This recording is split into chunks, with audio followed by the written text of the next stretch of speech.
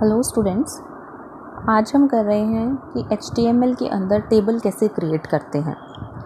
तो हमने यहाँ पे एक प्रोग्राम लिया है जिसके अंदर हमने टाइटल टैग यूज़ किया है और टाइटल के अंदर हमने दिया है टेबल इन HTML। ठीक है, उसके बाद हम करने जा रहे हैं टेबल को क्रिएट। तो उसके लिए हम बॉडी टैग के अंदर स्टार्ट करते हैं और बॉडी टैग के अंदर हमें टेबल क्रिएट करनी है तो हम टेबल टैग का यूज़ करेंगे, क्योंकि कोई भी टेबल हम बनाते हैं वो टेबल टैग के अंदर ही बनाई जाती है। तो टेबल टैग हमारा पेयर टैग है, इसीलिए हम इसमें ओपन एंड क्लोज टैग का यूज़ करेंगे। उसके बाद टेबल टैग के अंदर हमें यहाँ पे देखना है कि हमें कितनी रोज़ एंड कितने कॉलम्स क्रिएट करने हैं।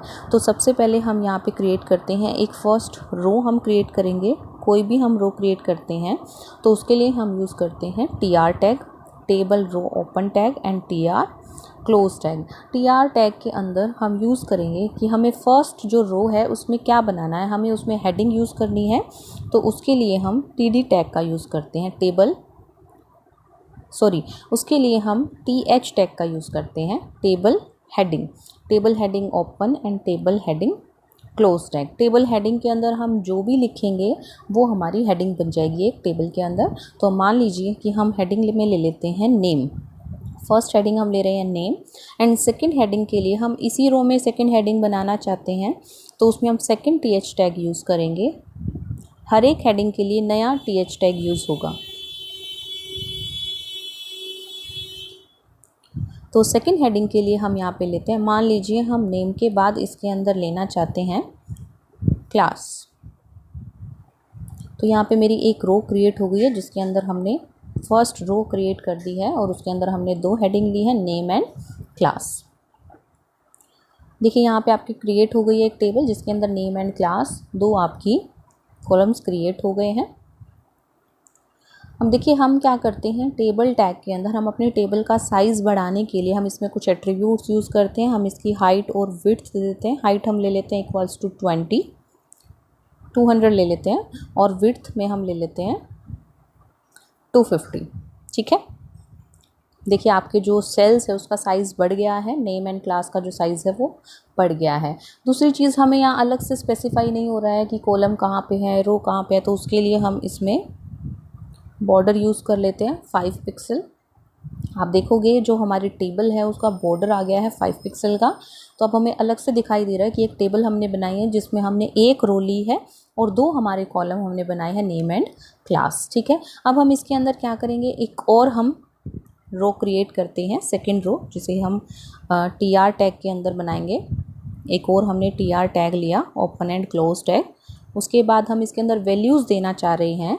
तो जब हम वैल्यूज़ देते हैं तो उसके लिए हम यूज़ करते हैं TD tag. TD tag stands for table data. तो टेबल डाटा में हम पहले वैल्यू देना चाहते हैं, फर्स्ट नेम में हम वैल्यू देना चाह रहे हैं, मान लीजिए हम नाम देते हैं ABC। ठीक है, उसके बाद हम सेकंड कॉलम के लिए वैल्यू लेंगे, उसके लिए हमें अलग से TD टैग यूज़ करना पड़ेगा, TD open tag and TD close tag. और उसके अंदर हमें सेकंड यानी कि क्लास के लिए वैल्यू देनी पड़ेगी और क्लास हम ले लेते हैं सेकंड क्लास। ठीक है, देखिए यहाँ पे आपकी जो वैल्यू है वो आ गई है ABC और 2। नेम में हमारा आ गया है ABC और क्लास हमारी आ गई है 2। अब आप देखेंगे जो नेम एंड क्लास है वो हमारा सेंटर में आया हुआ है और जो हमारा डाटा है ABC और 2 वो हमारा लेफ़्ट अलाइनमेंट में है। तो उसके लिए आप देखिए जो हमारा टेबल हेडिंग होता है वो बाय डिफ़ॉल्ट सेंटर अलाइनमेंट में होता है। ठीक है, अगर हम चाहते हैं कि हमारी कोई पर्टिकुलर रो भी सेंटर में आए तो उसके लिए हम अलाइनमेंट यूज़ कर लेते हैं। हम उसके लिए यूज़ करेंगे अलाइंग इक्वल्स टू, हम यूज़ कर लेते हैं सेंटर।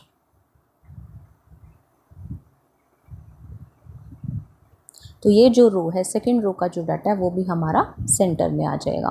अगर हम पूरी टेबल की अलाइनमेंट अगर हम चाहते हैं कि सेंटर में आ जाए, आप देख रहे हो कि जो मेरी टेबल है वो लेफ़्ट अलाइनमेंट में है। तो अगर हम चाहते हैं कि हमारी टेबल सेंटर में आ जाए तो उसके लिए हम टेबल टैग के अंदर भी अलाइनमेंट का यूज़ कर सकते हैं जो हमारी टेबल को सेंटर में ले आएगा। ये देखिए मैंने यहाँ पे यूज़ किया है अलाइन इक्वल्स टू सेंटर। ठीक है, तो इससे क्या होगा, जो हमारी टेबल है वो सेंटर में आ गई है। ठीक है। तो टेबल टैग के अंदर जब हम अलाइनमेंट यूज़ करेंगे वो पूरी टेबल के लिए होगी, और जब टीआर टैग के अंदर हम यूज़ करेंगे वो पर्टिकुलर रो के डाटा के लिए होगी। क्लियर है। अब हम यहाँ पे एक और यहाँ पे अपना एंट्री करते हैं रो की, तो उसके लिए हम सेम वही टीआर टैग का यूज़ करेंगे, TR open tag and TR close tag. ठीक है। उसके अंदर हम डाटा यूज़ करने वाले हैं, तो उसके लिए टीडी टैग यूज़ होगा आपका, TD open tag and TD close tag. तो टीडी के अंदर हम क्या करेंगे, अपनी वैल्यू देंगे। तो हम नाम मान लीजिए यहाँ पे दे देते हैं XYZ।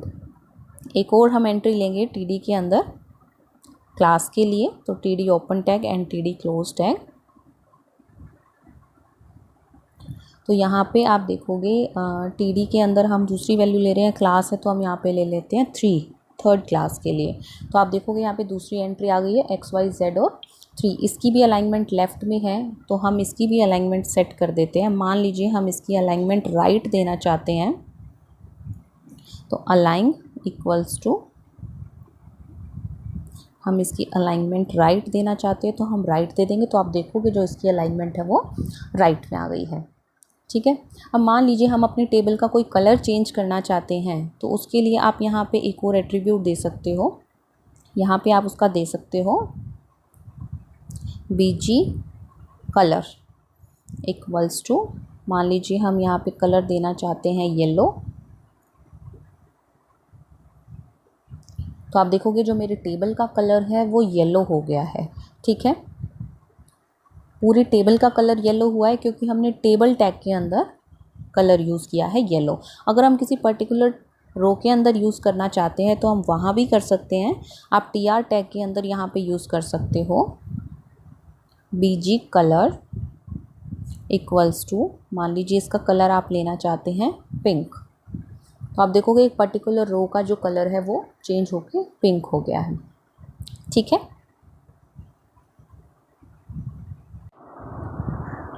देखिए अब हम चाहते हैं अपनी कॉल स्पैन का यूज़ करना। कॉल स्पैन का मतलब क्या है कि जो नेम मेरा कॉलम है उसको मैं 2 पार्ट्स में डिवाइड करना चाहती हूँ, यानी कि मैं डिफ्रेंशिएट करना चाहती हूँ first name and last name के अंदर। तो उसके लिए मैं क्या करूँगी, मैं कॉल स्पैन का यूज़ करूँगी, क्योंकि मैं एक पर्टिकुलर कॉलम को स्पैन यानी कि डिवाइड करना चाह रही हूँ। ठीक है। तो उसके लिए मैं जिस कॉलम को डिवाइड करना चाह रही हूँ उसी कॉलम में जाके मुझे अपना एट्रीब्यूट यूज़ करना पड़ेगा। तो मैं नेम को डिस्ट्रीब्यूट करना चाहती हूँ, तो नेम मेरा TH टैग के अंदर है, तो मैं उस TH टैग के अंदर दूंगी कॉल स्पैन।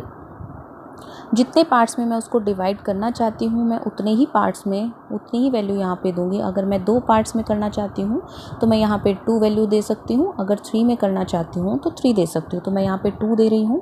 अब मैंने क्या किया है, जो मेरा नेम है उसको मैंने 2 में डिवाइड किया है, first name and last name. तो फर्स्ट और लास्ट नेम के अंदर मुझे वैल्यूज़ भी 2 देनी पड़ेंगी। तो सबसे पहले जो मेरी फर्स्ट वैल्यू है ABC, उसके साथ मैं लास्ट वैल्यू अपनी देना चाहूँगी DENF। तो उसके लिए मुझे एक और TD टैग का यूज़ करना पड़ेगा। तो मैं यहाँ पे एक और TD टैग यूज़ कर लेती हूँ, TD open tag and TD close tag, और उसके अंदर मैं दे देती हूँ DENF। तो मेरा जो आप देखोगे जो नेम है उसमें मेरी 2 वैल्यूज़ आ गई हैं ABC एंड DEF। मेरा उसको डिफ्रेंशिएट हो गया। अब नीचे वाले रो में भी मुझे 2 वैल्यूज़ देनी पड़ेंगी XYZ के साथ। तो XYZ के बाद मुझे 2 टैग यूज़ करने पड़ेंगे, एक TD टैग और यूज़ करना पड़ेगा, open tag and close tag. तो मैं यहाँ पे वैल्यूज़ दे देती हूँ XYZ के बाद 1, 2 एंड 3। तो आप देखोगे जो मेरी वैल्यूज़ हैं यहाँ पे 2 सेट आ गए हैं। तो जो मेरा कॉलम था नेम नाम का अब वो 2 में डिफ्रेंशिएट हो गया है, first name and last name. ठीक है। इसी तरीके से अगर मैं रो स्पैन यूज़ करना चाहती हूँ, किसी एक पर्टिकुलर रो को 2 में डिवाइड करना चाहती हूँ, तो मैं उसको कैसे करूँगी।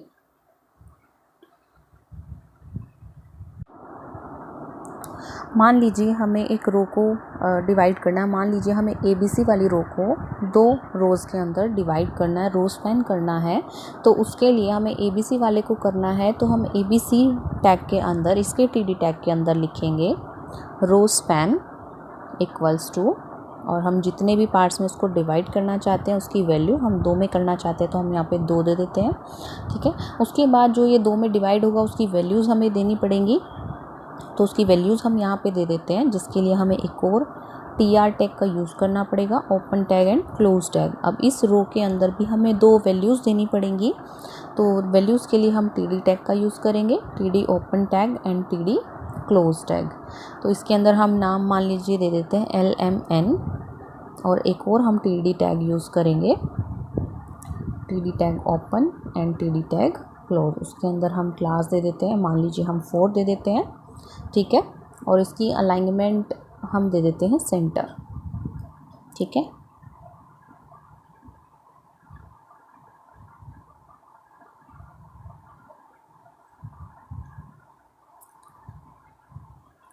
तो देखिए जो ABC वाली रो है वो मेरी 2 में डिवाइड हो गई है, जिसमें एक की वैल्यू है DEF और क्लास सेकंड, और दूसरे की वैल्यू है LMN एंड 4। आप चाहें तो इसका भी कलर चेंज कर सकते हैं, तो उसके लिए हम यहाँ पे TR टैग के अंदर अपना इसका कलर दे देते हैं। मान लीजिए हम इसकी कलर देना चाहते हैं यहाँ पे BG कलर, हम यहाँ पे देना चाहते हैं ग्रीन कलर, तो ये आपका आ गया ग्रीन, ठीक है। तो हमने एक रो को 2 में डिवाइड किया है रो स्पैन यूज़ करके, और एक कॉलम को 2 कॉलम्स में डिवाइड किया है कॉल स्पैन करके। तो अब हम बात करते हैं सेल पैडिंग क्या होता है। सेल पैडिंग भी एक एट्रीब्यूट होता है जो हम टेबल के अंदर यूज़ करते हैं। सेल पैडिंग का मतलब होता है कि जो हमारा सेल होता है उसके अंदर जो भी हम वैल्यू यूज़ कर रहे हैं, जैसे कि नेम, क्लास, ABCDEF, उस टेक्स्ट और उस सेल के अंदर कितना डिफरेंस होगा, वो हमारा सेल पैडिंग डिफ़ाइन करता है। तो सेल पैडिंग के लिए हम टेबल टैग के अंदर यूज़ करेंगे, क्योंकि जो सेल पैडिंग होता है वो टेबल पे अप्लाई करना चाहते हैं हम पूरी टेबल के ऊपर। तो सेल पैडिंग इक्वल्स टू हम कितना उसके अंदर स्पेस देना चाहते हैं। मान लीजिए हम 5 देना चाहते हैं, तो आप देखोगे जो टेक्स्ट है और जो सेल्स हैं उनके बीच में 5 पिक्सल का गैप है चारों साइड से, left, right, top and bottom. अब ये आपको ज़्यादा डिफरेंस नहीं समझ में आ रहा है तो हम इसकी वैल्यू बढ़ा देते हैं। हम यहाँ पे 5 की बजाय वैल्यू दे देते हैं 20। तो देखिए अब आपको दिख रहा होगा स्पेस इसका बढ़ गया है। एक और वैल्यू हम यहाँ पे बढ़ा के देख लेते हैं। हम यहाँ पे 40 करके देखते हैं। ये देखिए जो आपकी टेबल है वो बड़ी हो गई है, लेकिन जो आपका टेक्स्ट का साइज़ है वो सेम है, टेक्स्ट का साइज़ चेंज नहीं हुआ है। तो जो टेक्स्ट का साइज़ है और सेल का जो कॉर्नर्स हैं, टॉप से, बॉटम से, लेफ़्ट से और राइट से, उन सब से जो टेक्स्ट का स्पेस है वो बढ़ गया है, वो 40 का हो गया है। जो हमारा टेक्स्ट है वो लेफ़्ट से भी, राइट से भी, टॉप से भी और बॉटम से भी इक्वली दूरी पर है, ठीक है। तो ये होता है सेल पैडिंग। अब हम बात करते हैं सेल स्पेसिंग की।